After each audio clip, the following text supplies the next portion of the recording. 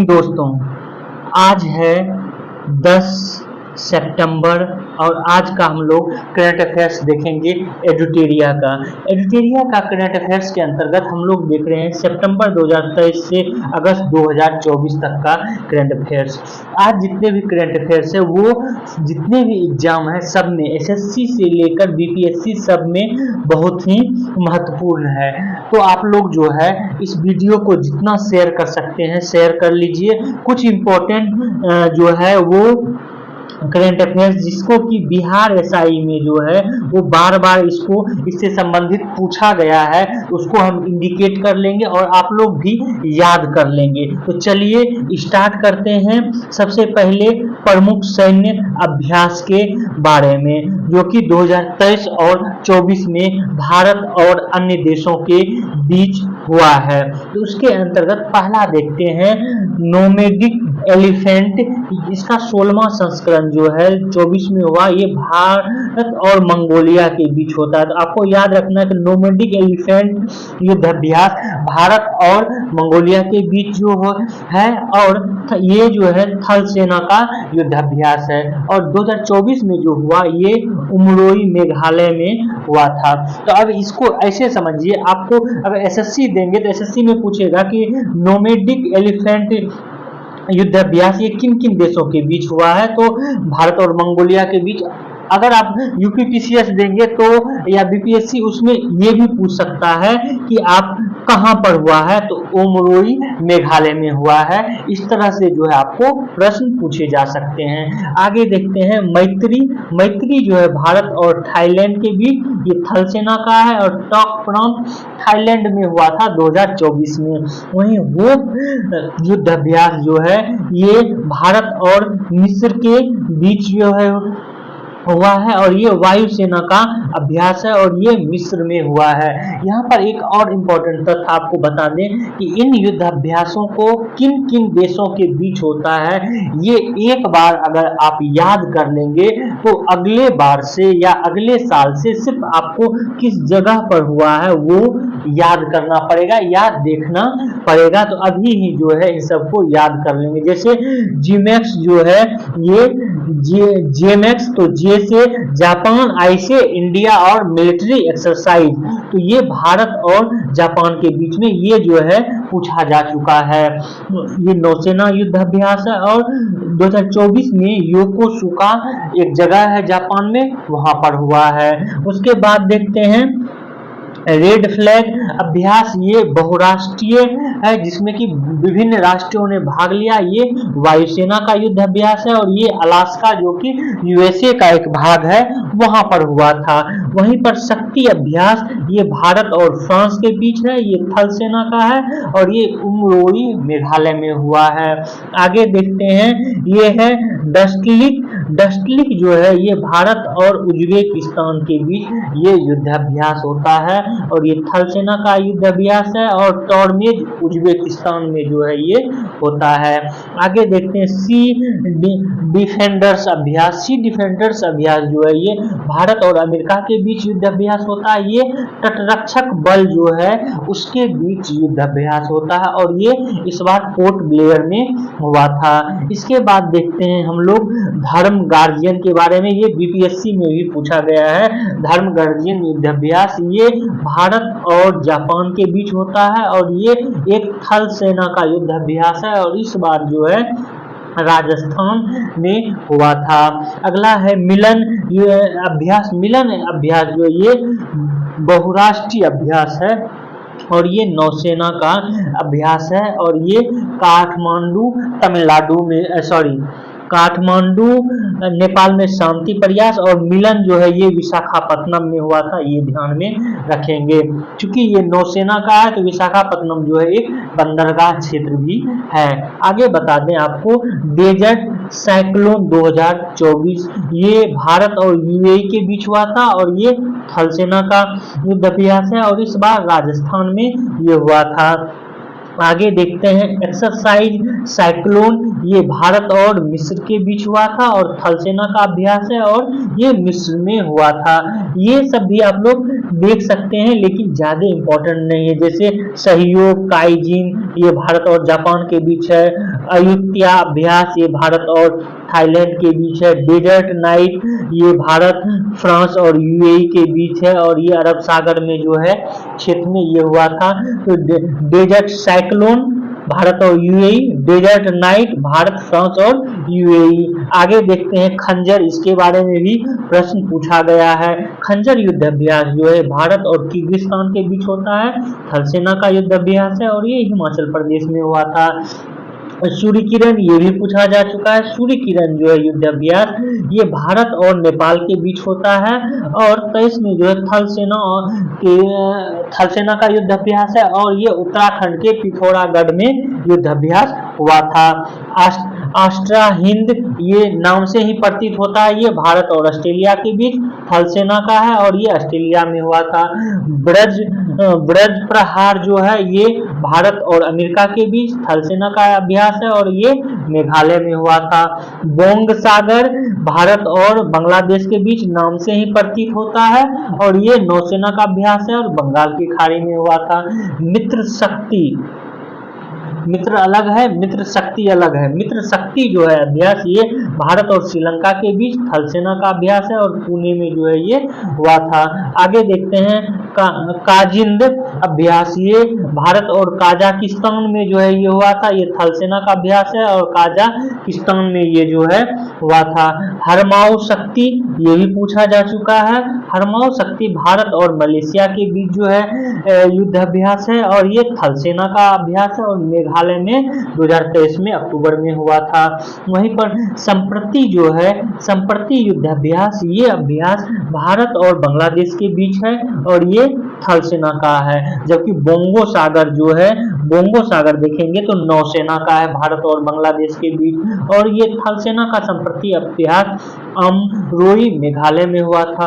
वहीं वरुण शक्ति जो है भारत और फ्रांस के बीच है, ये नौसेना का है अरब सागर में। सिम्बेक्स जो है ये भारत और सिंगापुर में है। ये सिम्बेक्स से ही आपको प्रतीत हो जाना चाहिए कि इसमें सिंगापुर में है और ये हुआ था सिंगापुर में।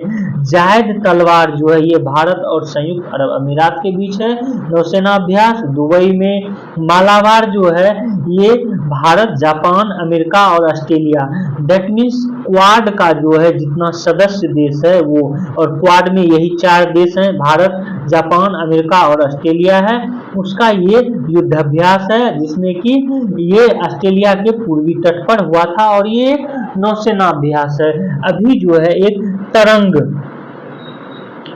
शक्ति युद्ध अभ्यास है और ये पहली बार अभ्यास है जो कि वायुसेना का अभ्यास है और जो है भारत की पहली बार जो है एक बृहत स्तर पर और बहुत सारे देशों को जो है इसमें बुलाया गया है। ये जो है तमिलनाडु और राजस्थान 2 जगह जो है तरंग शक्ति युद्ध अभ्यास हुआ है। ये जरूर आप लोग याद रखेंगे, ये पहली बार हुआ है तो इम्पोर्टेंट ज्यादा हो जाता है। अगला देखते हैं हम लोग करंट अफेयर्स। अगला करंट अफेयर्स है महत्वपूर्ण दिवस और उनकी थीम। कुछ महत्वपूर्ण दिवस जो कि बहुत बार पूछा गया है वो आपको अभी ही याद कर लेना है किसी भी प्रकार। जैसे पहला है विश्व जनसंख्या दिवस, ये 11 जुलाई को मनाया जाता है। इस बार जो 11 जुलाई को मनाया गया। Leave no one behind, count everyone, ये इस बार की थीम थी। ये बार बार पूछा गया है, खास करके यूपी के एग्जामों में आप लोग जरूर याद रखेंगे। वहीं अंतर्राष्ट्रीय योग दिवस सबको मालूम होगा 21 जून को मनाया जाता है।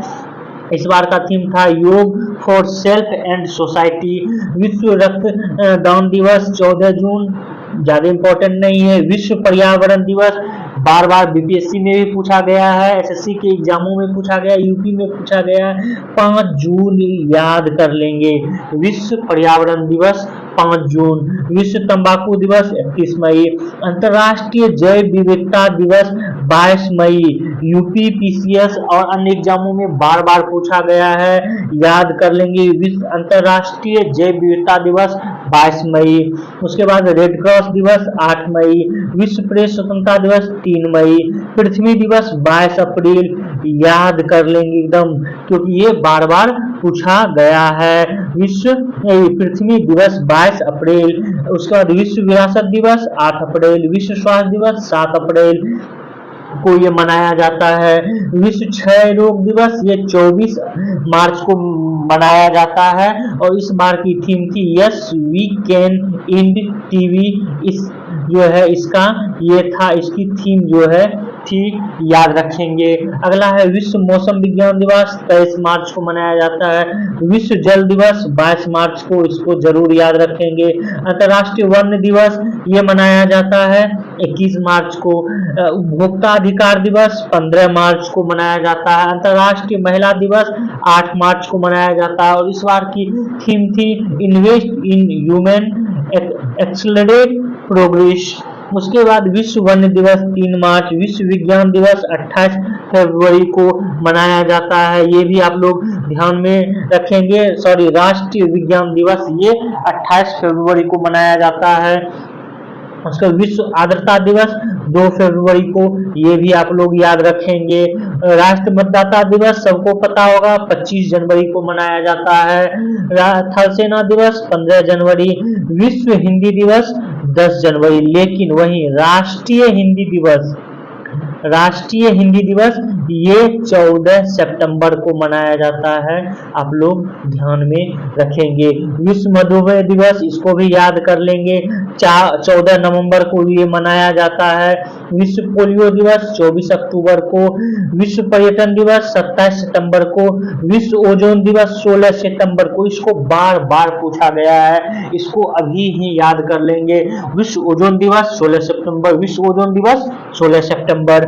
वहीं अंतर्राष्ट्रीय साक्षरता दिवस 8 सितंबर को जो है मनाया जाता है। तो ये प्रमुख जो है थे जो कि बार बार पूछा जाता है दिवस के रूप में, और कुछ थीम थे जो इम्पोर्टेंट था उस पर हमने चर्चा कर लिया। अब हम देखते हैं प्रमुख सूचकांक के बारे में जो कि इम्पोर्टेंट है, उस पर ज्यादा जोर देंगे। तो पहला है हुरून ग्लोबल यूनिकॉर्न सूचकांक 2024। इसको हुरून रिसर्च इंस्टीट्यूट जो है जारी करता है और अमेरिका जो है इसमें पहले स्थान पर और भारत जो है तीसरे स्थान पर है। वहीं पर देखेंगे हम लोग जलवायु परिवर्तन प्रदर्शन सूचकांक, इसको जर्मन वॉच जारी करता है और जो है प्रथम 3 स्थान पर कोई नहीं है, चौथे स्थान पर डेनमार्क है और 7वें स्थान पर जो है भारत है। ये आप लोग जरूर याद रखेंगे। वहीं पर पहला साइबर अपराध सूचकांक ऑक्सफोर्ड विश्वविद्यालय द्वारा जारी किया गया है। रूस पहले स्थान पर है, भारत जो है 10वें स्थान पर है। वहीं पर देखेंगे लॉजिस्टिक प्रदर्शन सूचकांक के बारे में। लॉजिस्टिक प्रदर्शन सूचकांक जो है विश्व बैंक द्वारा जारी किया जाता है। यहाँ पर यह भी बता दें कि इस तरह के प्रश्न जारी करता देश के बारे में जो है ये यूपीएससी, यूपीपीसीएस, बिहार या बीपीएससी ये जो है पूछ लेता है और एसएससी इन सब एग्जामों में सिर्फ पूछा जाएगा कि लॉजिस्टिक प्रदर्शन सूचकांक में पहला स्थान कौन सा है और भारत का पोजीशन क्या है, ये पूछा जाएगा। लेकिन आप जो है दोनों को लेके चलेंगे, अगर बाय द वे पूछ देता है तो आप कर सके उस प्रश्न को। तो चलिए आगे देखते हैं। अगला जो है ये है विश्व प्रतिस्पर्धात्मक सूचकांक, इसको आईएमडी द्वारा जारी किया जाता है। सिंगापुर पहले स्थान पर, भारत 39वें स्थान पर है। वैश्विक लोकतांत्रिक सूचकांक इकोनॉमिक इंटेलिजेंस यूनिट जो है जारी करता है। नॉर्वे पहले स्थान पर, भारत 41वें स्थान पर है। अंतर्राष्ट्रीय बौद्धिक संपदा सूचकांक यूएस चैम्बर ऑफ कॉमर्स जारी करता है। अमेरिका पहले स्थान पर, भारत 42वें स्थान पर है। वहीं पर देखेंगे हम लोग ग्लोबल पेंशन, ये ज्यादा इम्पोर्टेंट नहीं है। आगे देखते हैं, आगे भ्रष्टाचार बोध सूचकांक 2023, ये आप लोग बार बार पूछा गया है, आप लोग जरूर याद कर लेंगे। भ्रष्टाचार बोध सूचकांक, इसको जारी कौन करता है? ट्रांसपेरेंसी इंटरनेशनल ये जारी करता है। डेनमार्क पहले स्थान पर है, भारत 93वां स्थान पर है, सोमालिया जो है सबसे लास्ट में है, जबकि भारत 85वें स्थान पर था 2022 में। वहीं ग्लोबल हंगर इंडेक्स जो है इसको कंसर्न वर्ल्ड वाइड और वेथुंगर हिल्फ द्वारा जारी किया जाता है। 20 देश जो है इसमें प्रथम स्थान है, भारत 111वें स्थान पर जो है इसमें है। इसको भी याद कर लेंगे, ये जो है बिहार एसआई में भी पूछा गया है, यूपी के एग्जामों में भी पूछा गया है। ग्लोबल हंगर इंडेक्स जारी कौन करता है? आगे देखते हैं, वैश्विक सतत विकास रिपोर्ट 2024 ये सतत विकास समाधान नेटवर्क द्वारा जारी किया जाता है। फिनलैंड पहले स्थान पर, 109वें स्थान पर भारत है। वहीं पर वैश्विक शांति सूचकांक देखें, इसको institute for economic and peace द्वारा जारी किया जाता है। आइसलैंड पहले स्थान पर है और भारत 116वें स्थान पर है। ये आप लोग रट ही लेंगे, दैट मीन्स याद कर लेंगे इसको। ये है विश्व खुशहाली सूचकांक 2024, इसको जारी करता है संयुक्त राष्ट्र सतत विकास समाधान नेटवर्क द्वारा। फिनलैंड पहले स्थान पर है, भारत 126वें स्थान पर है।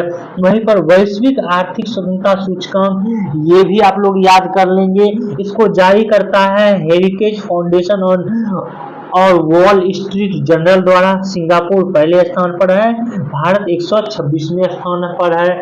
मानव विकास सूचकांक जो है ये भी बहुत बार जो है पूछा गया है, बार बार आगे भी पूछा जाएगा। इसको जारी कौन करता है? UNDP, united nation development programme, संयुक्त राष्ट्र विकास कार्यक्रम। कभी कभी आपको संयुक्त राष्ट्र विकास कार्यक्रम ऑप्शन में दे देगा और कभी कभी आपको यूएनडीपी ऑप्शन में दे देगा, तो दोनों याद रखना है। आगे इसमें जो है बता दें कि ये स्विट्जरलैंड पहले स्थान पे है और 134वें स्थान पर जो है भारत है। वहीं पर विश्व प्रेस स्वतंत्रता सूचकांक की बात करें तो इसको जारी करता है रिपोर्टर्स विदाउट बॉर्डर्स, इसको भी याद रखना है। नॉर्वे पहले स्थान पे है, भारत 159वें स्थान पे है। पर्यावरण प्रदर्शन सूचकांक जो है इस्टोनिया ये पहले स्थान पे है और भारत 176वें स्थान पे है। तो इसमें जो जो इम्पोर्टेंट है और जिसको हमने कहा है कि याद कर लेना उसे जरूर याद कर लें, क्योंकि ये बार बार रिपीट किया गया क्वेश्चन है, प्रश्न है। आगे हम लोग देख लेते हैं, अगला है कुछ विस्तृत सूचकांक से संबंधित ही तथ्य, और इसके बारे में बता दें कि ये तथ्य जो है कि बृहत रूप में, जो कि अगर आप बीपीएससी या यूपीपीसीएस का एग्जाम देंगे तो उसमें जो है इसको ऑप्शन के रूप में भी दे दिया जाता है। जैसे हमने अभी देखा मानव विकास सूचकांक को जो है जारी करता है कौन?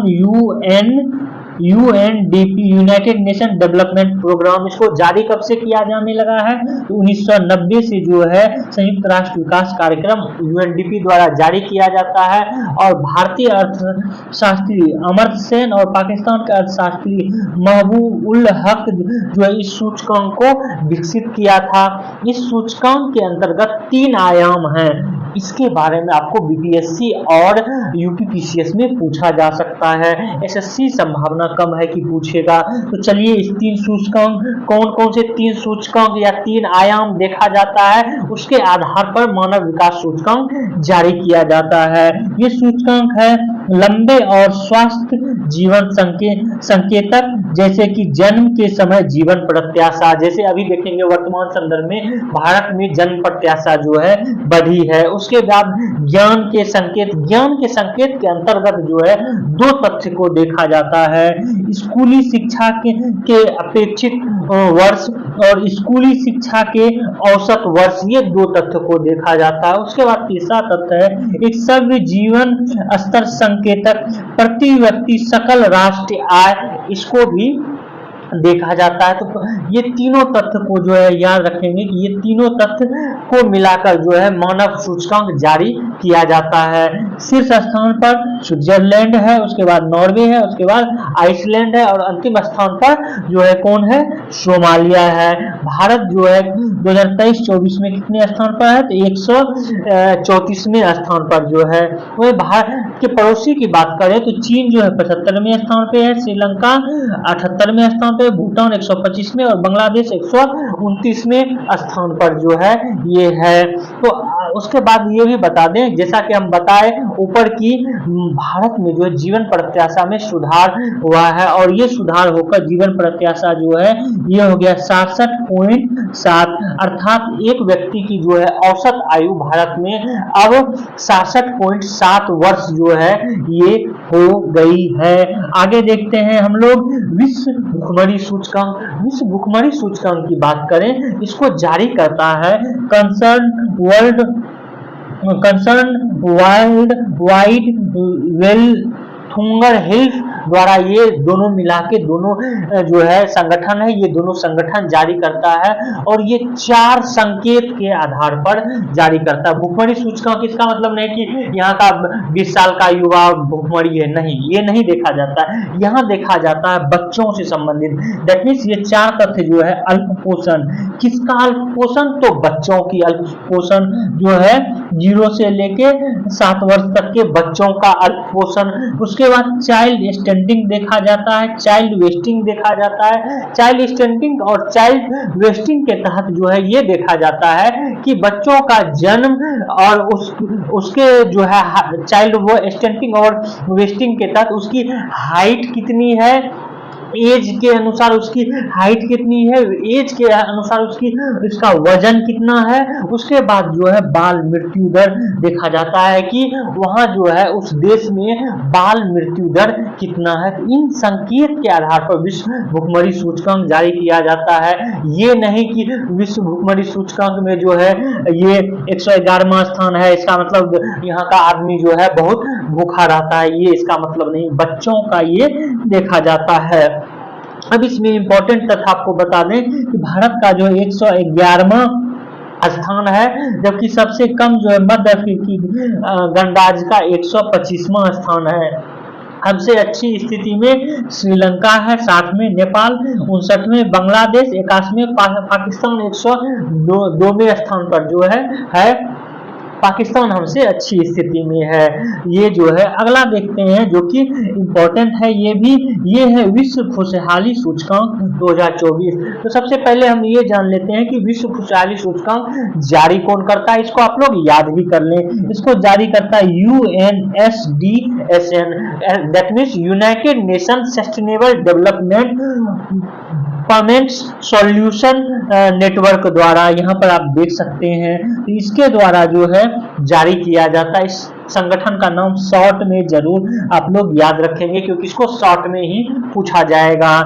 ये जो खुशहाली सूचकांक जारी किया जाता है, इसका मानक जो है 6 है। 6 चीजों को इसमें देखा जाता है। ये 6 चीजों में कौन कौन सा है, तो ये है प्रति व्यक्ति सकल घरेलू उत्पाद, दैट मीन्स की GDP किसी भी देश का। उसके बाद देखा जाता है वहां पर सामाजिक सहयोग कैसा मिलता है। उसके बाद देखा जाता है जीवन विकल्प चुनने की स्वतंत्रता कितनी है।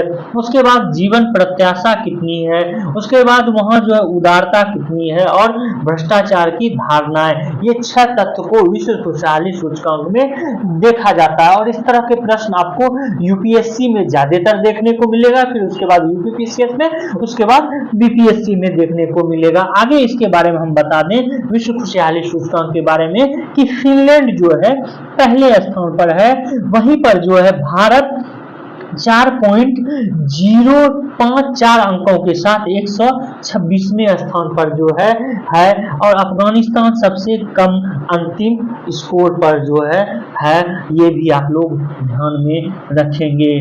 आगे चलते हैं, इसी में हम लोग देख लेते हैं जलवायु परिवर्तन सूचकांक। इसको जर्मन वॉच द्वारा प्रकाशित किया जाता है। ये 2005 से जो है प्रकाशित किया जा रहा है और इसमें 63 देश और यूरोपीय संघ को जो इसमें शामिल किया गया है। और किन किन स्तरों पर किया जाता है, तो GHG उत्सर्जन के स्तरों पर, नवीकरणीय ऊर्जा का हिस्सा में उसके स्तरों पर, ऊर्जा उपभोग के हिस्से में, और जलवायु नीति के हिस्से में जो है ये इस तथ्य को देखते हुए इसको जारी किया जाता है।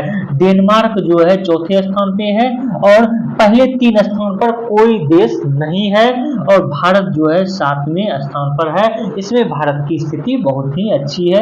वहीं पर देखेंगे ग्लोबल जेंडर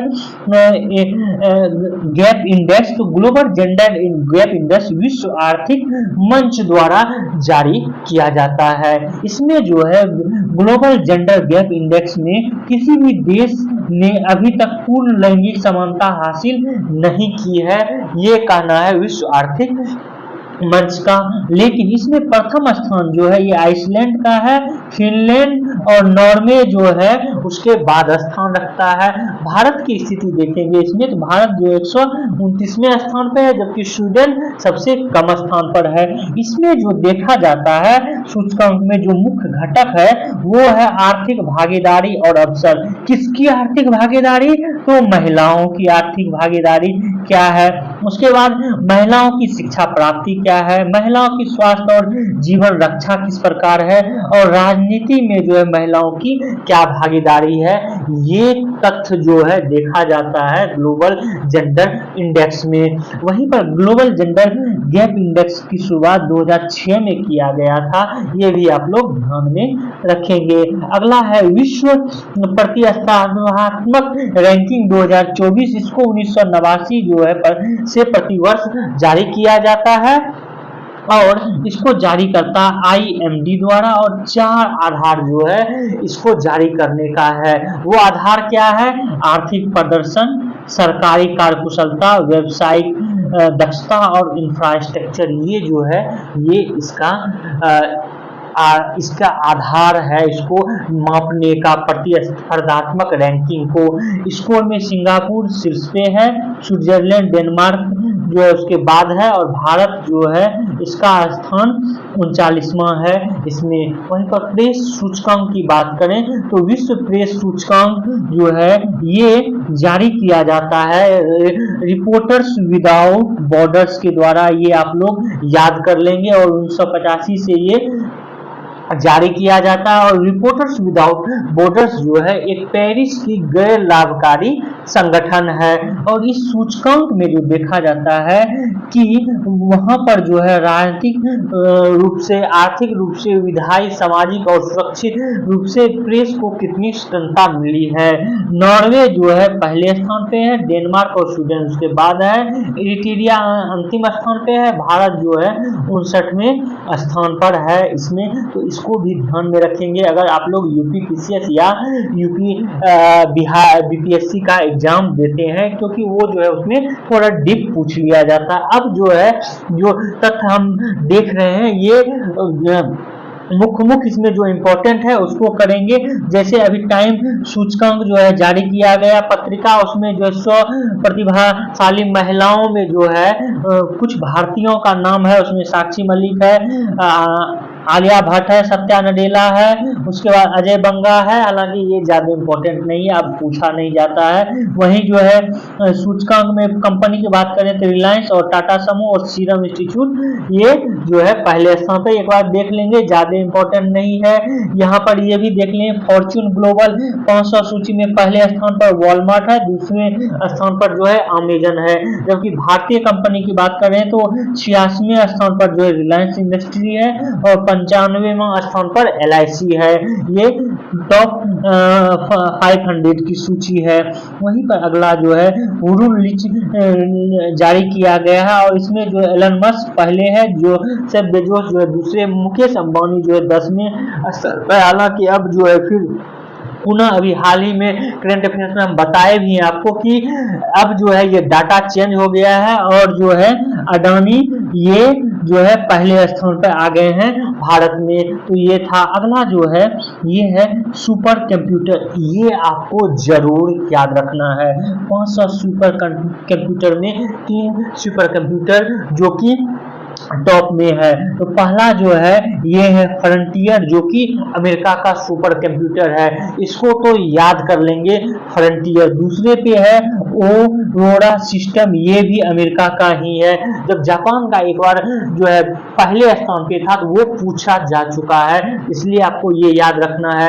वहीं पर भारतीय संदर्भ में देखेंगे तो भारतीय संदर्भ में जो है एरावत सुपर कंप्यूटर, ये जिसको कि पुणे द्वारा विकसित, पुणे का सीडेक जो है उसने विकसित किया है, 110वें स्थान पे है, लेकिन भारतीय संदर्भ में ये पहले स्थान पे है। ये भी आप लोग ध्यान में रखेंगे। अगला जो है हम लोग देख लेते हैं कुछ जो है तथ्य है, जैसे दरबार हॉल, ये गणतंत्र मंडप, ये जो कि राष्ट्रपति भवन में नाम था उसको दरबार हॉल, उसको गणतंत्र मंडप नाम कर दिया गया है। अशोक हॉल का अशोक मंडप नाम कर दिया गया है। जोशी मठ नगर को ज्योतिर्मठ कर दिया गया है। अहमदनगर को अहिल्या नगर कर दिया गया है। चिरंजीवी योजना राजस्थान को मुख्यमंत्री आयुष्मान आरोग्य योजना कर दिया गया है। अयोध्या रेलवे जंक्शन को अयोध्या धाम जंक्शन कर दिया गया है। फिरोजाबाद उत्तर प्रदेश को चंद्रनगर कर दिया गया। पुराने संसद भवन का नाम जो है नाम अब संविधान सदन होगा, ये आप लोग जरूर याद रखेंगे, ये पूछा जा सकता है। वहीं पर ये पूछा जा चुका है नेहरू मेमोरियल संग्रहालय का नाम, जो संग्रहालय एवं पुस्तकालय का नाम प्रधानमंत्री संग्रहालय और पुस्तकालय कर दिया गया है, ये पूछा जा चुका है। अब आगे देखते हैं हम लोग, ये एम्बेसडर से संबंधित जो है बिहार एसआई में ज्यादा पूछा जाता है क्वेश्चन। तो फिट इंडिया मूवमेंट के ब्रांड एम्बेसडर नरेंद्र कुमार यादव हैं। प्यूमा इंडिया के ब्रांड एम्बेसडर नीतीश कुमार रेड्डी और रियान पराग हैं। और मोटो जीपी इंडिया के ब्रांड एम्बेसडर शिखर धवन है। तंबाकू नियंत्रण के ब्रांड एम्बेसडर पीवी सिंधु है। टी20 विश्व कप के brand ambassador Yuvraj Singh, Chris Gayle, Shahid Afridi और हुसैन बोल्ट हैं। और UNICEF India for every child अभियान के राष्ट्र अम्बेसडर करीना कपूर जो हैं ये हैं। और बेटी बचाओ बेटी पढ़ाओ अभियान के ब्रांड एम्बेसडर हरियाणा के मनु भाकर हैं। एसबीआई के ब्रांड एम्बेसडर एमएस धोनी हैं। रिलायंस जियो मार्ट के ब्रांड एम्बेसडर एमएस धोनी हैं। भारतीय पेट्रोलियम के राहुल द्रविड़ और नीरज चोपड़ा हैं। उसके बाद त्रिपुरा पर्यटन ब्रांड एम्बेसडर सौरभ गांगुली, बंधन बैंक का सौरभ गांगुली, पंजाब नेशनल बैंक विराट कोहली और भारतीय वन्य जीव ट्रस्ट का ये दिया मिर्जा है। तो आज हम यहीं तक करंट अफेयर्स रखते हैं और डेली करंट अफेयर्स जो है हम कल करेंगे, नहीं तो वीडियो लंबा हो जाएगा। आप लोग इस वीडियो को जितना हो सके शेयर करें, क्योंकि ये चैप्टर बहुत ही इंपॉर्टेंट है। और हमारे वीडियो को जो है सब्सक्राइब करें और बेल आइकन को जरूर दबा लें। Thank you for watching this video.